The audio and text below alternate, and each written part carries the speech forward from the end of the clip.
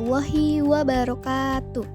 Halo, perkenalkan nama saya Azmi Mauladia Rahmani dengan NPM 0392242286. Di sini saya akan menjelaskan dan menampilkan mengenai kampanye praktik baik penerapan scaffolding pada Zone of Proximal Development di kelas 1 SDN Kaumsari. Penerapan scaffolding pada Zone of Proximal Development atau ZPD di kelas 1 SDN Kaumsari. Sebelum menjelaskan mengenai penerapan scaffolding pada ZPD di kelas 1, kita harus mengenal dulu apa itu scaffolding. Nah, scaffolding adalah suatu teknik pembelajaran di mana peserta didik diberikan sejumlah bantuan oleh guru maupun teman sejawatnya. Kemudian, perlahan-lahan diadakan pengurangan terhadap bantuan tersebut, hingga pada akhirnya peserta didik dapat menunjukkan kemandirian dalam belajar. Nah, selanjutnya CPD. CPD adalah jarak antara tingkat perkembangan aktual dan potensial. Tingkat perkembangan aktual adalah ketika peserta didik dapat menyelesaikan tugas atau soal tanpa bantuan orang dewasa. Sedangkan tingkat perkembangan potensial adalah tingkat dari kompetensi peserta didik yang dapat tercapai ketika dibantu oleh orang dewasa. Nah, ketika masuk dalam ZPD atau Zone of Proximal Development, maka peserta didik sebenarnya bisa, tetapi akan lebih optimal jika guru membantunya untuk mencapai tingkat perkembangan aktual. Nah, baik, selanjutnya saya akan menjelaskan mengenai penerapan scaffolding pada ZPD di kelas 1. Di sini saya mengimplementasikannya dengan menggunakan modul pada mata pelajaran Pendidikan Pancasila materi mengenai mengenal simbol pada lambang Garuda Pancasila. Nah, ini adalah modul yang saya gunakan, yaitu modul ajar fase A Pendidikan Pancasila dalam menerapkan scaffolding pada ZPD. Ini adalah capaian pembelajaran dan tujuan pembelajaran yang saya gunakan pada proses kegiatan pembelajaran sebagai acuan. Yang pertama yaitu capaian pembelajaran.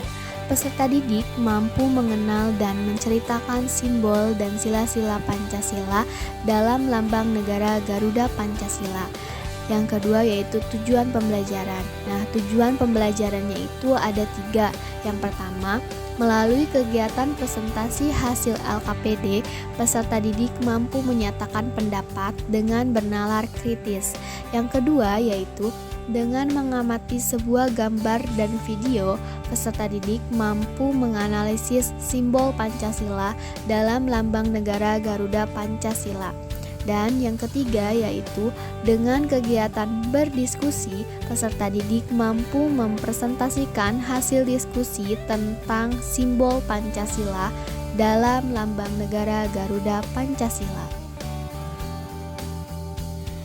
Ini adalah media pembelajaran yang saya gunakan dalam proses kegiatan pembelajaran. Nah, terdapat 2 media pembelajaran konvensional, yaitu media pop-up lambang dan kentang simbol. Media ini sangatlah membantu peserta didik dalam memahami materi sehingga peserta didik dapat mudah mengenal lambang negara dan simbol-simbolnya. Video tersebut adalah video di mana saya sedang menggunakan media sebagai alat bantu dalam menerapkan scaffolding pada ZPD. Nah, pada media kentang simbol ini, peserta didik dapat mengambil satu kentang, lalu peserta didik menyebutkan simbol yang ada pada kertas tersebut, sehingga pada penerapan media ini dapat bersifat secara games dan juga dapat membantu peserta didik dalam memahami materi pembelajaran. Selanjutnya, ini adalah LKPD yang saya gunakan. Terdapat 3 LKPD yang berbeda-beda. Hal ini dikarenakan proses kegiatan pembelajaran yang diterapkan menggunakan pembelajaran diferensiasi, sehingga LKPD yang digunakan disesuaikan dengan gaya belajar peserta didik. Kegiatan ini adalah kegiatan di mana ketika saya memberikan scaffolding pada peserta didik saya dalam memahami materi dan menjawab soal-soal atau pertanyaan yang tertera pada lembar kerja peserta didik. Di sini peserta didik sangatlah aktif dan antusias dalam memahami materi pembelajaran mengenal simbol Pancasila. Nah, jadi aktivitas dalam penerapan scaffolding yang saya terapkan di kelas 1 ini, yang pertama yaitu dengan melaksanakan pembelajaran secara berkelompok. Di sini peserta didik dikelompokkan secara homogen, yakni berdasarkan gaya belajarnya. Ada audio visual dan juga kinestetik. Nah, selain itu adanya pemberian tugas. Nah, dalam pemberian tugas ini peserta didik dapat diberikan bantuan dengan rekan sejawatnya atau teman sejawatnya dan juga saya sebagai guru. Sini saya berperan sebagai scaffolding atau bantuan dukungan untuk peserta didik saya. Yang selanjutnya yaitu membimbing kegiatan pembelajaran. Nah, di sini saya membimbing peserta didik saya dalam mengikuti proses kegiatan pembelajaran. Selanjutnya yaitu adanya evaluasi. Tentu dalam proses kegiatan pembelajaran harus adanya evaluasi agar saya dapat merefleksi di pembelajaran saya dan juga akan menjadi lebih baik lagi untuk pembelajaran ke depannya.